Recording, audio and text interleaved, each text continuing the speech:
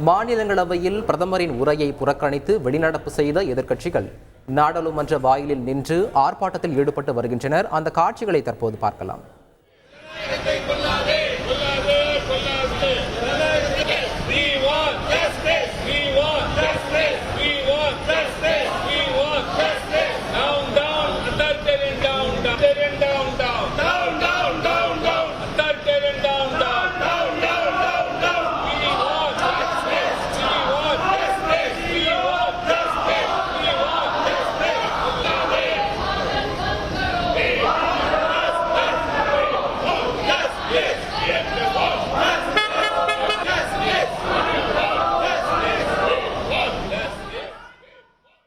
இது குறித்த கூடுதல் தகவல்களை செய்தியாளர் ரமேஷ்குமாரிடம் கேட்கலாம்.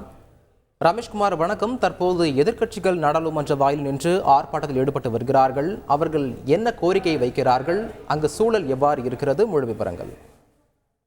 மாநிலங்களவையில் இன்று குடியரசுத் தலைவர் உரைக்கு நன்றி தெரிவிக்கும் தீர்மானத்தின் மீது பிரதமர் மோடி பதிலுரை வழங்கி வருகின்றார். தனது பதிலுரையின் போது பிரதமர் மோடி பல்வேறு ஆட்சியினுடைய சாதனைகளையும் எதிர்க்கட்சிகளின் மீது சில விமர்சனங்களையும் முன்வைத்தார். குறிப்பாக நடந்து முடிந்த தேர்தலில் மக்களுடைய அந்த அறிவையும் புத்திசாலித்தனத்தையும் கண்டு தான் பெருமைப்படுவதாக குறிப்பிட்ட பிரதமர், இந்த தேர்தலில் மத அரசியல் மற்றும் ஏமாற்று அரசியலை மக்கள் புறக்கணித்திருப்பதாக குறிப்பிட்டார்.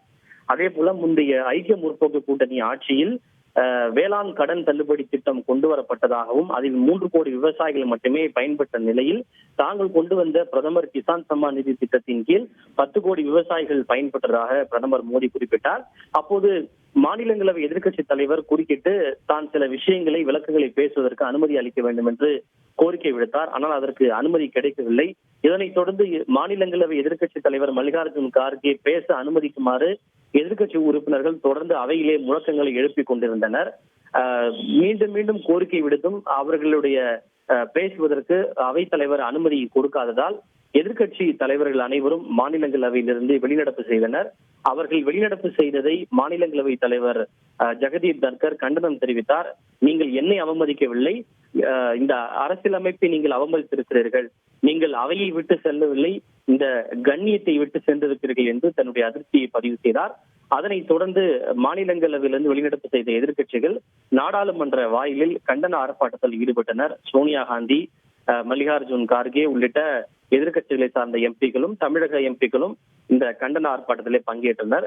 சர்வாதிகாரம் ஒழிக, தங்களுக்கு நீதி வேண்டும் என்று தொடர்ச்சியாக அவர்கள் முழக்கங்களை எழுப்பினர்.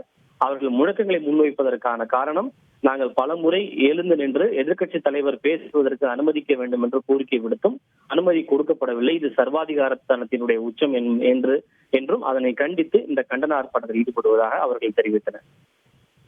விவரங்களை வழங்கியதற்கு நன்றி Rameshkumar. Meenakshi Faculty of Allied Health Sciences, BSc Technology courses. Apply now.